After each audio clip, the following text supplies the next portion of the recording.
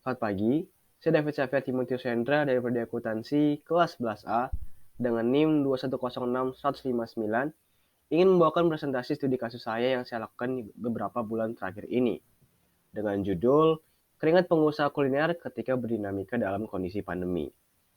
Pada presentasi kali ini, saya ingin lebih menjelaskan tentang keadaan usaha studi kasus yang saya amati, lalu klasifikasi teori usaha yang mereka pakai, dan juga masalah ekonomi dalam kacamata mikro dan juga makro yang menimpa mereka di kala pandemi saat ini.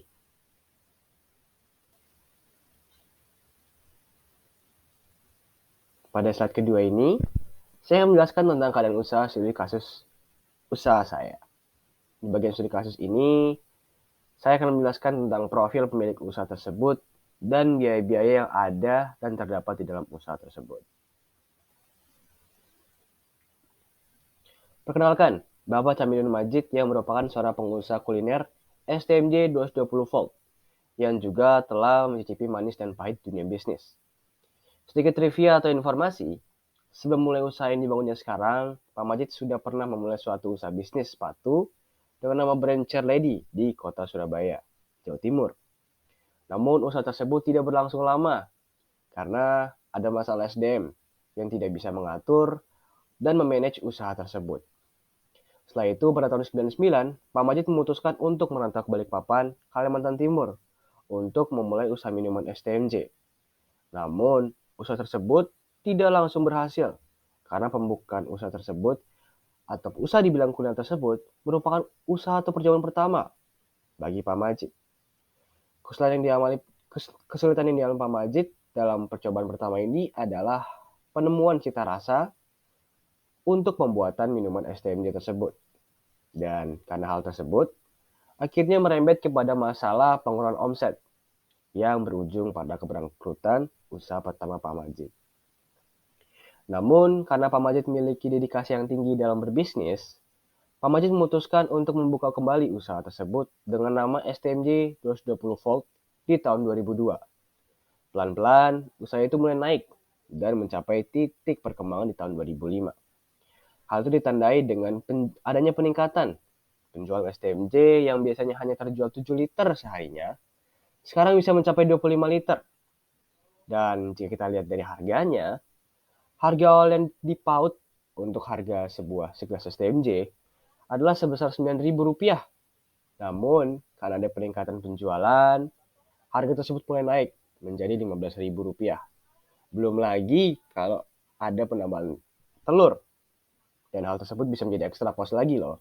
Sehingga ada tambahan Rp3.000. Setelah bagian ini, kita akan mulai mengarah dan juga membahas tentang biaya usaha-usaha Pak Majid.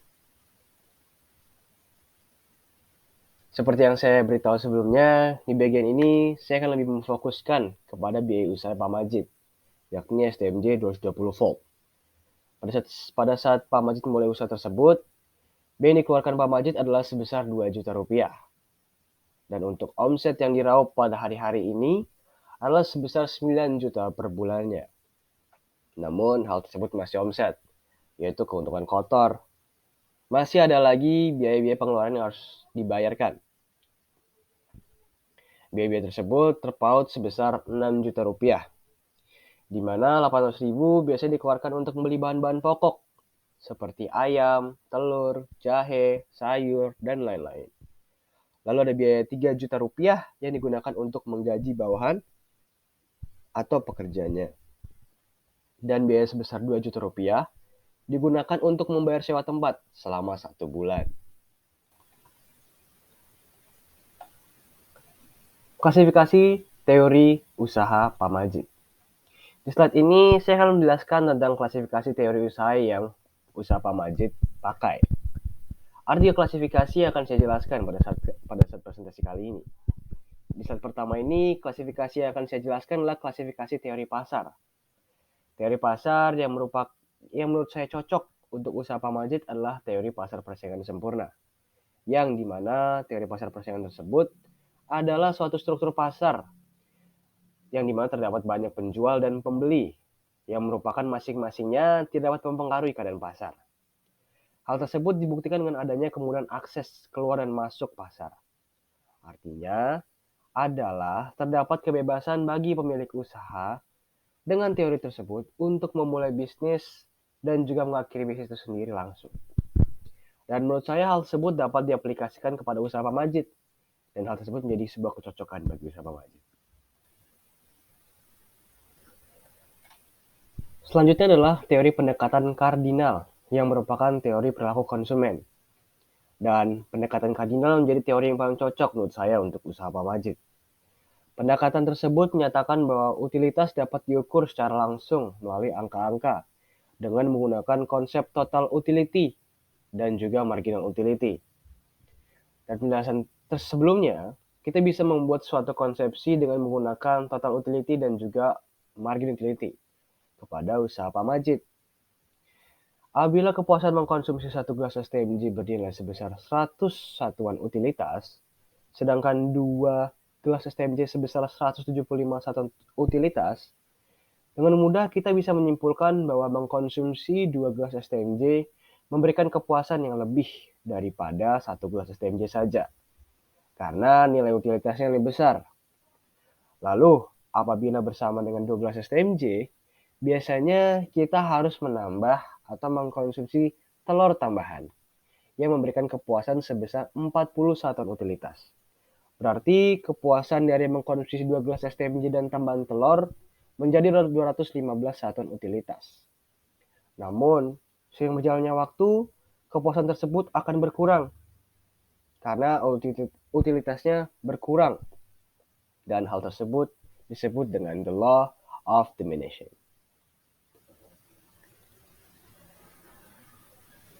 Input variabel merupakan klasifikasi terakhir yang merupakan teori perilaku produsen.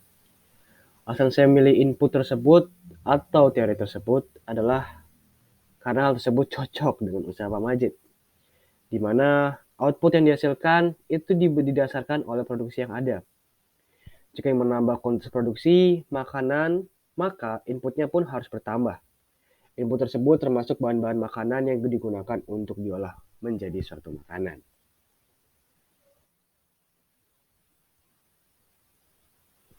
Di slide ke-8 ini, saya ingin masuk ke dalam masalah yang terjadi kepada usaha atau bisnis Pak Majid dalam kacamata ataupun perspektif mikro. Jika dilihat dari slide presentasi, masalah terbesar yang dialami oleh Pak Majid adalah masalah pengurangan omset yang dapat mencapai 60% loh. Jika dikalkulasikan dengan omset per bulannya yang tadi saya sudah jelaskan, pendapatannya bisa berkurang hingga 3.600.000.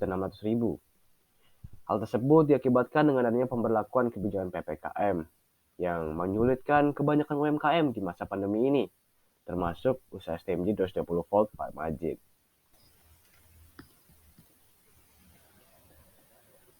Selanjutnya, pada bagian ini, saya akan mulai menjelaskan masalah yang terjadi pada usaha Pak Majid dalam kacamata atau perspektif makro. Di masalah ekonomi makro ini, ada beberapa masalah yang akan saya angkat ke dalam presentasi ini.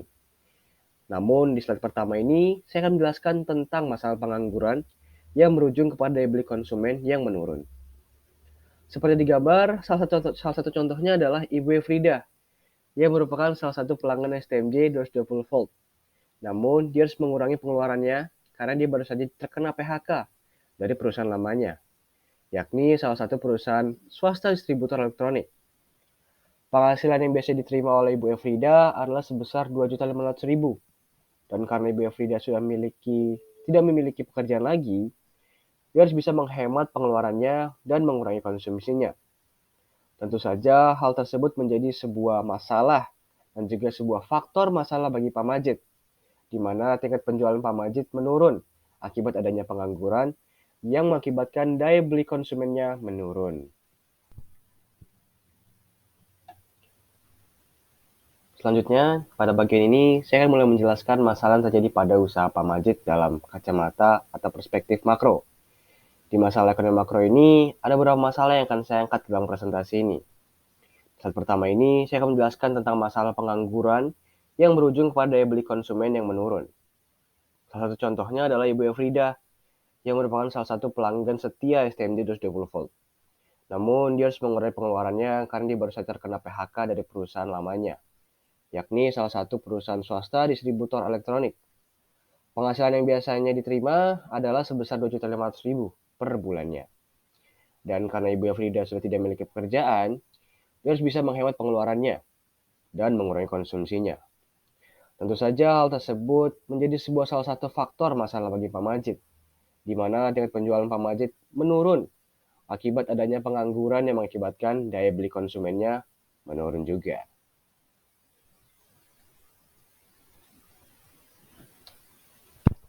Pada halaman 10 ini, masalah ekonomi makro yang akan saya angkat adalah masalah kenaikan harga dari bahan-bahan pokok yang mencapai 10-12% kenaikannya. Dan hal tersebut juga mengarah kepada masalah kelangkaan bahan-bahan pokok tersebut. Dan tentu saja, hal tersebut juga menjadi suatu masalah besar bagi Pak Majid pada saat proses pembuatannya.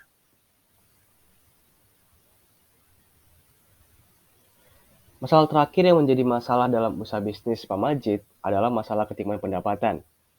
Terdapat 3 faktor yang mempengaruhi masalah tersebut, yakni lokasi usaha, cita rasa yang ditawarkan, dan juga digitalisasi usaha. Dalam masalah ini, saya mengambil 3 sampel sebagai pembanding. Berikut perbandingannya. Di sini kita bisa melihat 3 sampel, yakni Ibu Eni, Pak Sarwono, dan juga Pak Majid. Di kasus pertama, saya memilih Ibu Eni sebagai sampel saya. Di sini Ibu Eni mempunyai spot yang kurang menguntungkan karena berada di gang. Lalu usahanya juga belum terdigitalisasi. Namun, usaha STMJ Ibu Eni mempunyai cita rasa yang terkenal di kalangan pencinta STMJ. Dan hal tersebut bisa menjadi suatu nilai positif bagi usaha Ibu Eni. Dan omset yang biasa diraup dari usaha Ibu Eni bisa mencapai 9.500.000 per bulannya. Lalu di kasus kedua ada Pak Sarwono, di mana usaha Pak Sarwono berada di pinggir jalan yang merupakan spot yang menguntungkan menurut saya. Lalu usahanya juga sudah terdigitalisasi, namun rasa yang ditawarkan dari STMJ Pak Sarwono terbilang biasa saja, namun tetap enak kok. Omset biasa yang didapat dari usaha tersebut adalah 10.500.000 per bulannya. Dan yang terakhir adalah studi kasus saya sendiri, yaitu Pak Majid. Di sini usaha Pak Majid itu berada di gang yang merupakan spot yang kurang menguntungkan. Lalu juga usahanya belum terdigitalisasi, sehingga hal tersebut menjadi suatu kelemahan bagi Pak Majid. Namun, usaha Pak Majid memang terkenal dengan cita rasanya yang enak, sehingga hal tersebut bisa menjadi sebuah nilai plus juga bagi Pak Majid. Omsetnya yang bisa diraup adalah sebesar 9 juta per bulannya. Dari studi kasus di atas, kita bisa melihat bahwa usaha Pak Sarwono meraup keuntungan lebih banyak. Hal tersebut dikarenakan oleh spot yang mudah ditemukan. Dan juga usahanya Pak Sarwono telah terdigitalisasi, sehingga membuat para konsumen mudah untuk mengakses usahanya.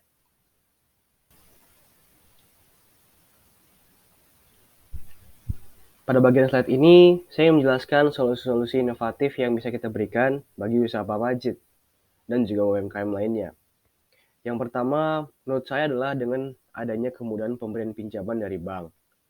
Lalu pemberian pelatihan mengenai internet marketing, dan juga bimbingan online dengan pemberian tunjangan, seperti program pemerintah yaitu Prakerja. Selanjutnya adalah solusi yang bisa saya berikan dari masalah ekonomi makro. Di sini beberapa solusi yang bisa diberikan. Itu yang pertama adalah pemberian kredit usaha rakyat, yaitu atau KUR. Lalu bimbingan pemerintah terhadap pengembangan kapasitas usaha dan manajemen. Lalu membuat sebuah kebijakan mengenai kebutuhan dan kemudahan distribusi. Lalu peningkatan kerjasama dengan pihak swasta, mengarahkan para calon pekerja untuk berwirausaha, dan yang terakhir, melakukan digitalisasi usaha. Itu saja presentasi dari saya. Sekian dan terima kasih.